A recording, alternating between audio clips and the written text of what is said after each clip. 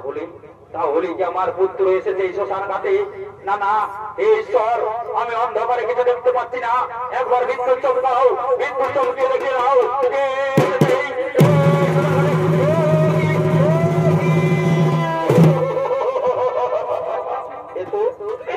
এ তো আমার পুত্র রহিম।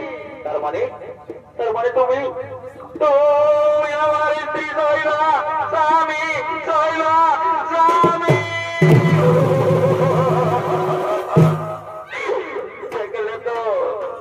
দেখলে তো শৈলা নিয়তির কি খেলা।